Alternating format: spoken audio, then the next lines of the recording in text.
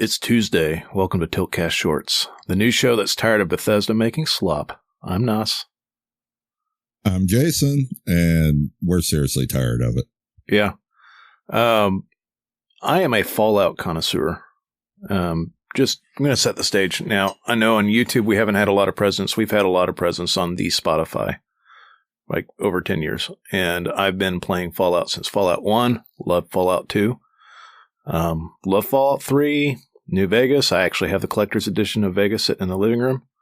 Fallout 4. You have like 5 different versions of New Vegas. No, Do not lie. You are Vault Boy.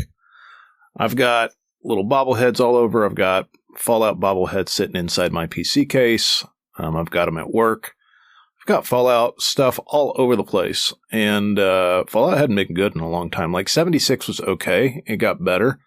But it doesn't really fit into the core gameplay loop of Fallout because it leans into MMO tropes.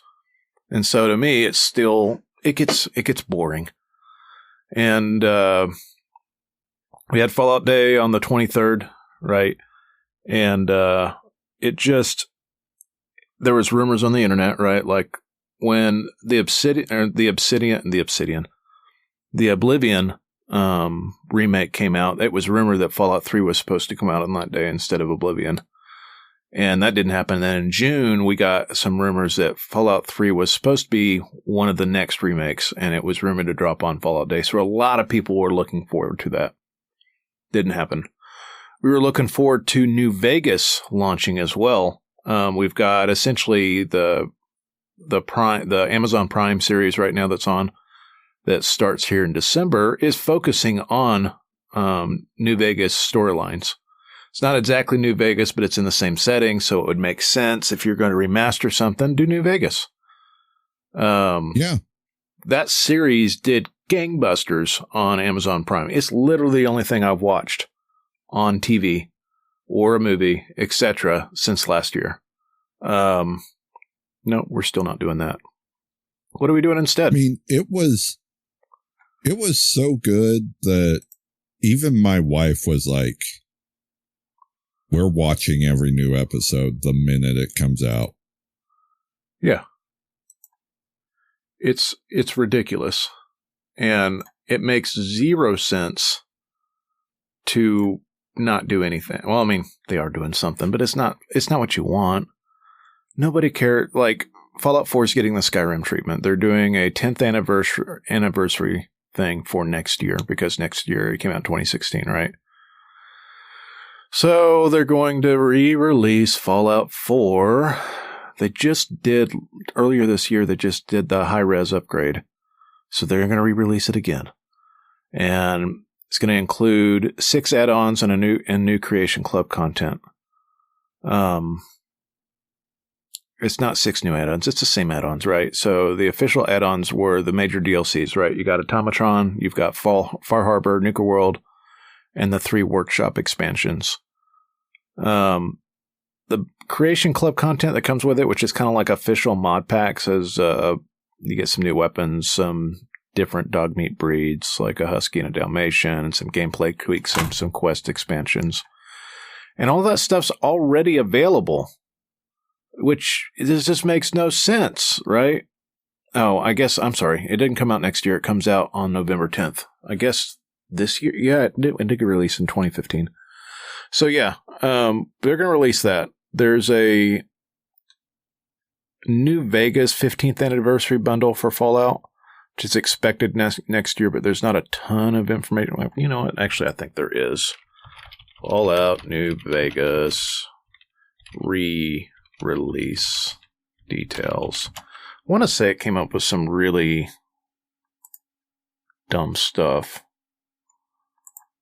And I am looking it up. So it's available for pre-order right now. It comes with an 8-inch PVC statue of the Securitron. It comes with some evaluation cards, which is a 8x8 cardstock set. It comes with an enamel pen. It's got the Mojave Express patch. It's got an NCR Recon patch and a big box. And honestly, I got a bunch of playing cards, a bunch of poker chips, and I got a art book with mine, which is honestly way cooler.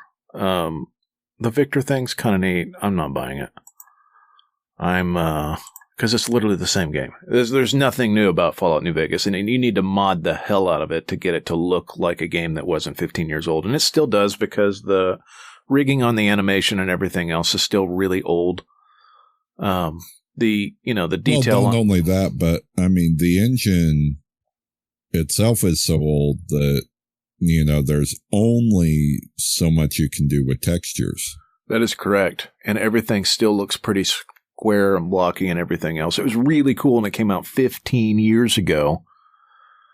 But that's like the time between Fallout games. Like, we're running on a 10th anniversary. Like, nobody considers Fallout 76 as like the latest Fallout game, right? Nobody considers Fallout Shelter anything other than a goofy side phone game. Yes, we're getting more Fallout in a TV show, which is great, which is about 10 hours of content, etc., right? But it is not new Fallout. And this just doesn't make sense. Like, you had everything in hand to do what you needed to do for this. This was the right time. You would make money from this. No, we're not going to do it. And modding Fallout, getting Fallout 3 to run on anything other than freaking Windows XP, it was ridiculous for a long time, and it took forever for them to release a patch for it to run on Windows 10. So now you can mod it, but it still looks old as hell.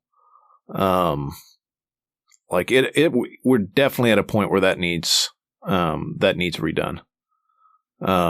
It's too old to make it look somewhat modern at this point. And, I'm just incredibly disappointed, to be honest with you, because what we're getting from Bethesda lately has not been good, right? Like, I played a lot of Starfield. Really, I felt like I was one of those people that was playing a game wanting it to be better, right? Like, trying to justify my purchase, even though I got it on Game Pass, right? And then I wanted to mod it to the fundamental issues with Starfield is the places themselves get very random gen. And what I mean by that is they've got a set of structures and a set of ways that they generate all of those planets. And after a while, they just look the same. Like, I will say No Man's Sky does that better, even though parts of it are super random. The structures in Starfield just start to look the same. The points of interest, like, they need to multiply that by 10 in order for it to feel like you truly explored everything. The random objectives, like, there's not enough of those. The story itself is kind of cool, to be honest with you, right? Like, you basically re-roll the universe every time you are reborn, and that can have some crazy results. But it takes so long to get to that point that it doesn't pay off in the way that you want it to. I did a New Game Plus 4, right, where I sped run to the end essentially 2 times to get to the random situation where there was 10 of me as part of the, the committee or whatever that you meet at the beginning of the game. Because, I'd run through the simulation so many times. But it didn't mesh well. Like, it had a lot of promise. It has a lot of things that it could be doing better, and it didn't work. And then the modding scene for it dropped off pretty precipitously. So, even with the modding scene, there's just not enough going on for it to be fundamentally fixed. Supposed to release a really big content patch. I'd say DLC. The last one was met with some really poor reception because it was essentially seriously one planet and about 5 hours of content for $30. And nobody seemed to like it that much. So that's the whole reason I didn't even pick it up, right? So we're just at a point where Fallout as an IP and Bethesda as a game developer have just not been doing anything good for about 10 years, right? The Oblivion remake was great, but there was some discussion with Todd Howard on an interview within the last month, and he was asked, hey, you've got all these projects going on. Do you think maybe you could just, toss the football over to Obsidian and let them try to finish the next Fallout game? And he was like, absolutely not. You're just like, what? You're an idiot. So I don't know what's going on with Bethesda. Bethesda being Bethesda, right? The real reason that people are not happy with Bethesda is they just haven't done good stuff in a while, right? And we're just in a point where you had some of the best open world games in the entire industry, and you just suck and win. Like these remakes, right? Your new IP fell flat. Like there's a lot of lazy game design. You can't just rely on your fan base to fix everything. The Creation Club thing is a fucking disaster when you got Nexus mods. The Creation Club subscription service is a serious cash grab.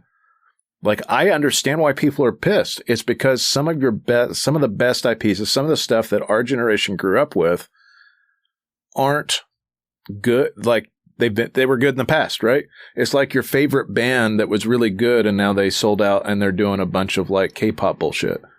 Like, we're at a point like that's where Bethesda is. It's like, whatever's popular, let's gravitate towards that and then fail miserably even at that. Like, they bought up all these other studios and, like, I feel like they're just too much butter on too little toast, or too little butter on too much toast, right? To quote Tolkien. And they are not focused anymore. And somebody ought to just, like, get rid of Todd Howard and put Fergus from Obsidian up there. Like, we need a real game developer up there. Todd's not been doing a good job. He's lost the plot. Like, used to be really good at this, but he's definitely lost the plot. Like, I don't know what's going on with Bethesda anymore. I don't either, and I think part of it is a lot of his great partner writers, etc. Left. They left before Fallout 4 was even finished, right? And I think. As much as I appreciate some of what Todd Howard does and some of the way he goes about some things, like guarding the Fallout IP to make sure that, somebody's doing something, in a way that is Fallout, sure. But I think he's gotten a little bit too high on himself in thinking that, he's the ultimate yes or no on what is Fallout. Dude, bro's high on his own farts nowadays. Like, you haven't done anything good in 10 years. And Fallout 4, it's better than a lot of stuff. It's not a good Fallout game, though, right? Like, in the world of open world video games, it's a strong 8 out of 10, or on our scale, strong 4 out of 5. But it's way better with mods. Again, not passing it. Right. And then compared to the writing on New Vegas, which wasn't written by Bethesda, that's Obsidian writing. And Obsidian writing is notoriously quirky and weird and consequence driven. There was not a lot of consequence for your actions in Fallout 4. The story essentially ends the same one of 4 ways. You can max out your reputation with all of the factions and it makes no difference. Right. There was actually more consequence to your actions in Fallout 3 than in Fallout 4. 110%. There really is. The Preston Garvey stuff, like, everybody makes fun. It's memed to all hell at this point, right? Because it was just a bad quest design decision, right? You're always chasing this stupid Radiant quest. And they pulled the Radiant quest over from Skyrim. Like, the emergent Radiant quest system back in the day, that was something that nobody was doing in 2011.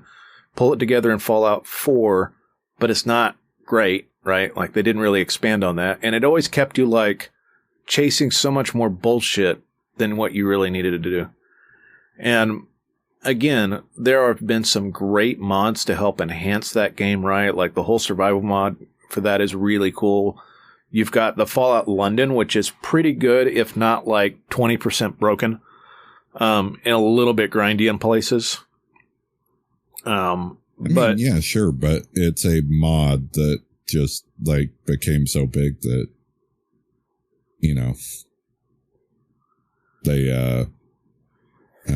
they got there with it. I mean, they basically made it its own game. And I actually love it. I've not finished it yet, but it's really good. It's a very long expansion. It's a full game. But that being said, like, I don't know. I have some serious issues right now with Bethesda. As somebody who is a huge Bethesda fan, who is a huge Fallout fan. And again, I like the Fallout games, both the original ones from In Exile, right? As well as the new games. I like both versions of that. And I feel like at this point, the Fallout IP is going to be saved more by the fans than it will be by Bethesda. Like, at this point, I would like to get the In Exile crew. What are they called now? There's not still In Exile. The same guys that did Wasteland 3, right? Like that, those guys, yeah, are the original creators of that. I would like to see them at this point maybe contribute to the writing, but that crew right now is really worked up on a IP called, I want to say it's called Clockwork or something like that. Anyways, they're working on a game that looks really cool, but it's not going to be out for a while. So yeah, what are you guys' thoughts on Fallout Day, right? Is everybody as pissed off as I am, or you guys happy to buy another version of the same game 10 years later, much in the way that Skyrim was released? Let us know. You can find us at tiltcast.com. You can find us on iTunes and Spotify. Search Tiltcast, or obviously you can go to youtube.com/Tiltcast, Shortz with a Z. With that, we'll see you guys on Thursday.